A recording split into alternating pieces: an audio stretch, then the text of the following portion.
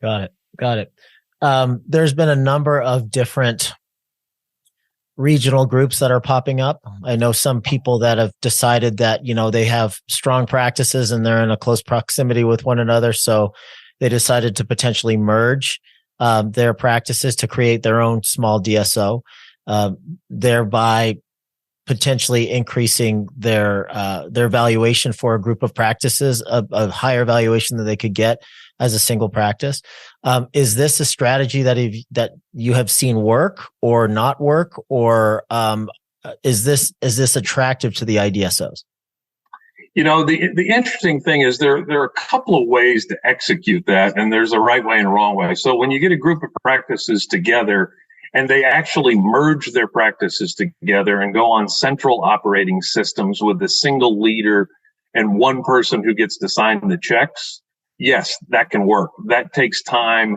It is damn near impossible, honestly. Very few doctors actually pull that off, where they take a group of their buddies and say, all right, let's merge our practices because we'll get a higher value down the road. And unless you integrate all of the operations, you're not going to get any higher value. Now, there's been a big growth in doctors who say, hey, we'll get together. We won't merge our practices, but we'll all try and get a higher value by selling to the same buyer. And sometimes that'll work. The challenge is that usually the big guys are dragging the little guys along. So ultimately, the big guy's value goes down, the little guy's value goes up. So if you're a little guy in one of those transactions, it's going to be helpful to you.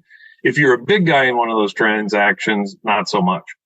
So we do a lot of transactions where we have multiple doctors in the same city, and a lot of them are dental trifecta transactions, where we go into a community and we pick up a client who's a pedo and an ortho and an oral surgeon.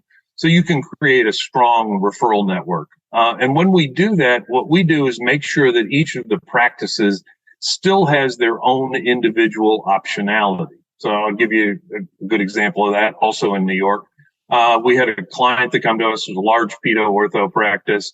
We said, we think we'll get you higher value by bringing in the oral surgeon that's across the street and marketing the three of you as a trifecta.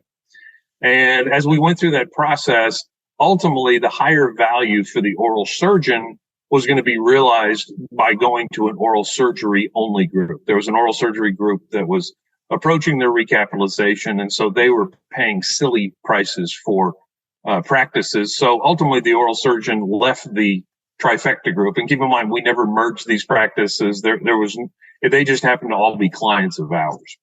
And so fortunately, we were able to find a trifecta partner that was willing to take the pedo ortho group without an oral surgeon, and we got him the same value as if he had an oral surgeon. So you can do those transactions, but you got to be careful that you don't bind anybody into having to be a part of them, because they may get a higher value on their own. Got it. Have you seen a significant decrease in multiples over the last handful of years in comparison to when private equity started getting interested in these consolidations and DSOs started to grow?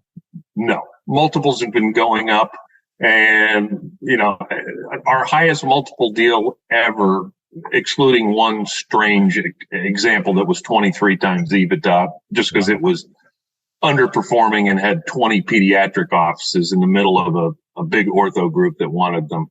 Our highest valued transaction from a multiple perspective was done in December. Values have not declined.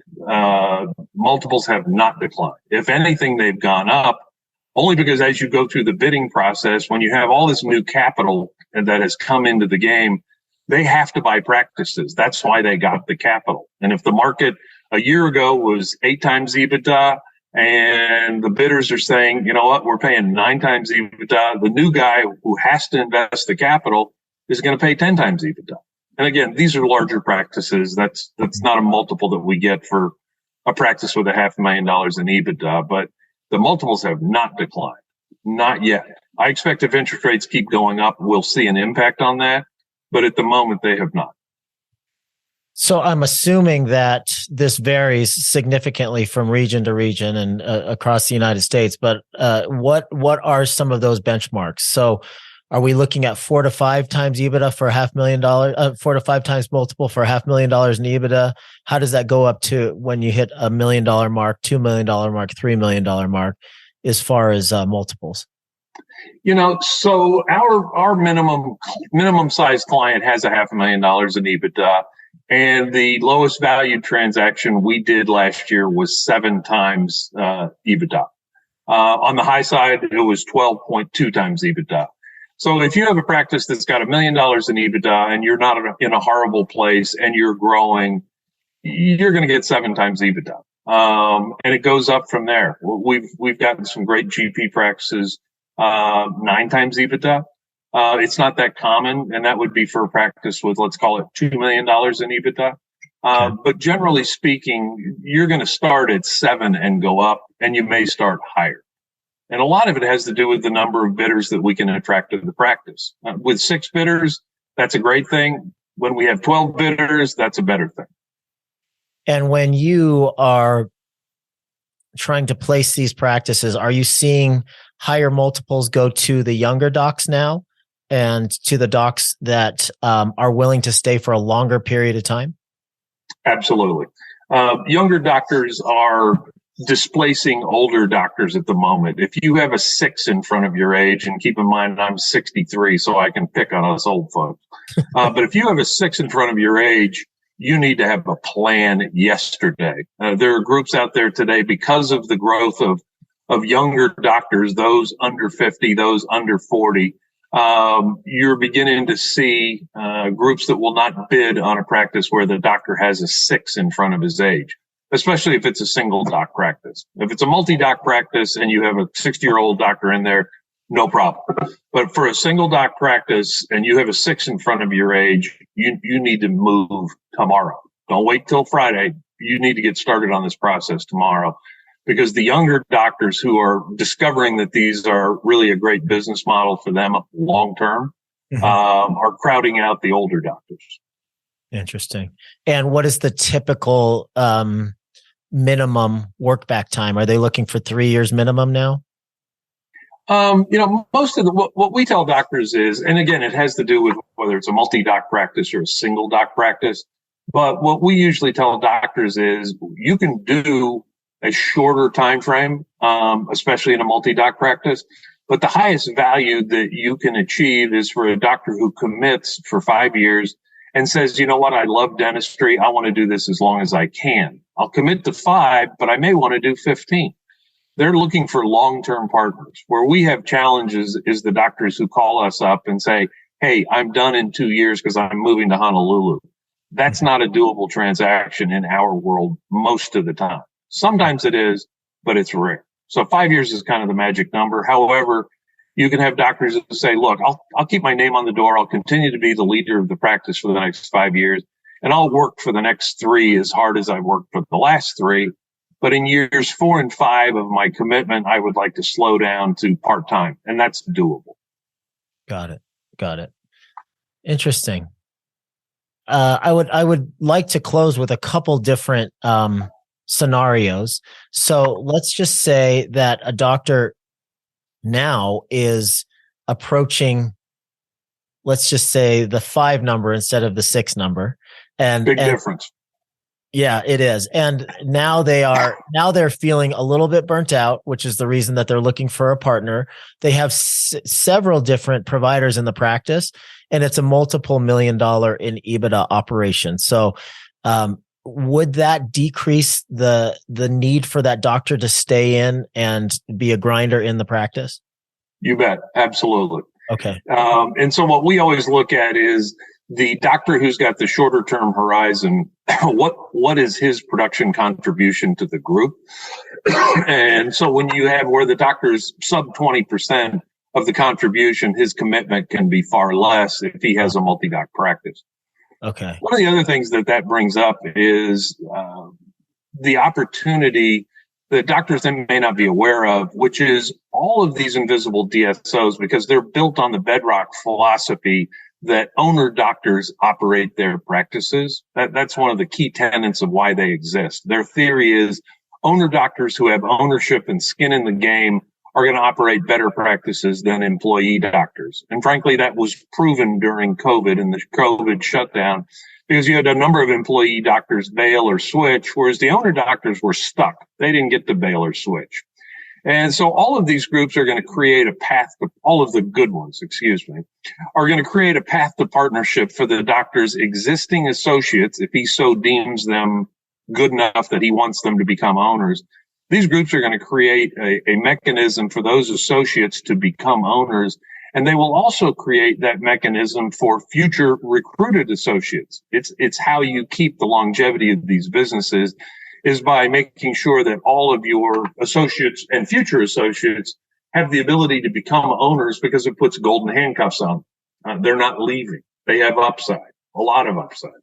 And so that is a key recruiting tool that these groups have. And we see it a lot in the oral surgery business. This year there were 220 graduates from oral surgery residency that went into private practice. And I would bet a good half of them were hired by one of the 14 oral surgery only invisible DSOs out there.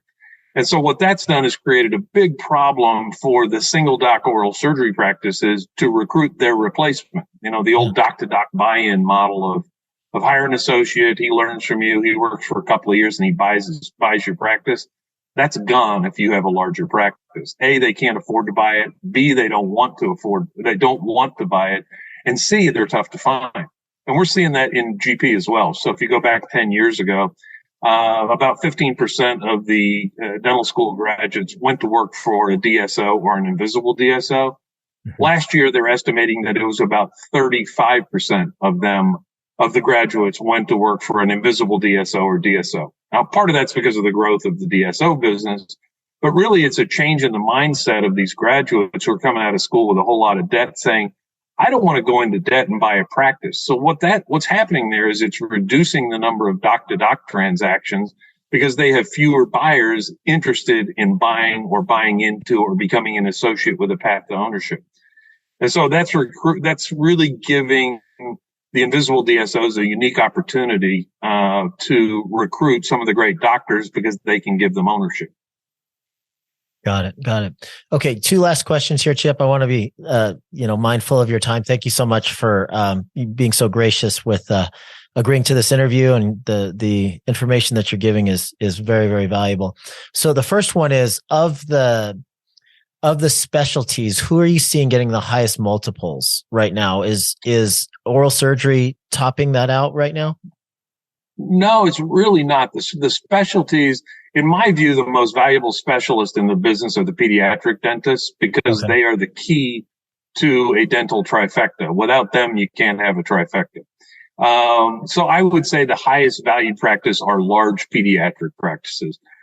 Number 2 would be oral surgery practices, because you have a rush to consolidation there. 6 years ago, there were no oral surgery only invisible DSOs. Today, there are 14. So There's a lot of competition for great oral surgery practices. Ortho would be next on the list. There are now 13 ortho only invisible DSOs.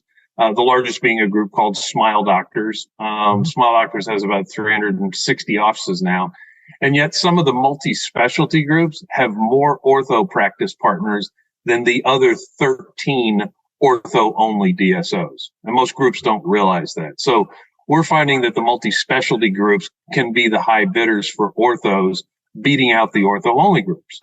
So that was a long answer to a simple question, but the whole trifecta success when the first of those recapitalized. And this was a group that we helped start about 3.5 years ago, and we sold them 110 practices in 35 months. And they did a very successful recapitalization.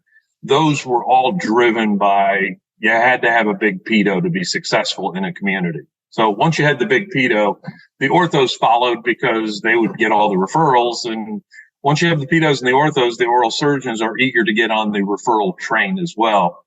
And those groups are able to create extraordinary exit value, because they have massive internal organic growth that you don't get in any other type of structure.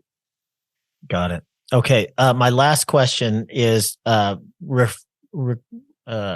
guess referring to the GP model. do you see DSOs and IDSOs interested in fee-for-service practices as well as PPO kind of driven practices? Is there a valuation that's higher for one or the other? It's no, they're really not. Again, it's a lot about the doctor and the growth rate, right? So whether it's PPO or fee for service, you're going to see a minor variance in valuations, but the same bidders are going to be bidding for the fee for service practices and the PPO practices. Okay. Would the fee for service practice potentially have a higher value? Yes, but that's only because they generally have higher operating margins and make more money. Yeah. And, the other thing is many doctors think, oh, I have a Medicaid practice. There are still buyers for Medicaid practices out there, and Medicaid rates are going up. Good example is the state of Missouri this summer basically doubled their Medicaid reimbursement rates. So Medicaid in Missouri is now reimbursing at far higher rates than the private payers. So don't necessarily be afraid of Medicaid. Gotcha. How about exotic skill set? Somebody that does a ton of surgery or a ton of sleep or a ton of clear aligners inside a GP model? That's a good thing. The challenge is when the doctor gets so specialized that he can't be replaced, it can be challenging. And we see that with prosthodontists. Prosthodontists are highly trained and very specialized, and they're going to get the lower values of all the specialties because they're tough to replace.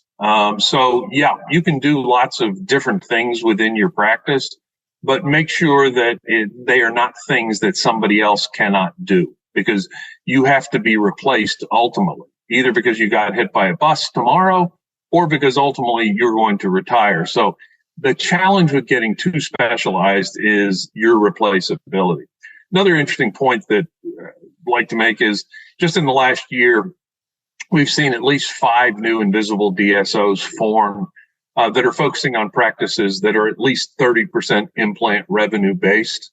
And that can be oral surgery, it can be perio, it can be GP, but there's a big hunt going on for implant focused practices at the moment, which is relatively new. Certainly the multi-specialty groups were eager for implant practices in years past, but this advent of the new implant focused groups is going to change the values of implant practices. Excellent. Well, Chip, great interview. I really appreciate your expertise. What's the best way for people to reach out to your team to start the process of potentially working with you? Fantastic. I appreciate that. Go to largepracticesales.com and be sure to look at our advisory board. People always miss that tab, and I'm really proud of it because we have some stellar members on our advisory board. So take a look at that.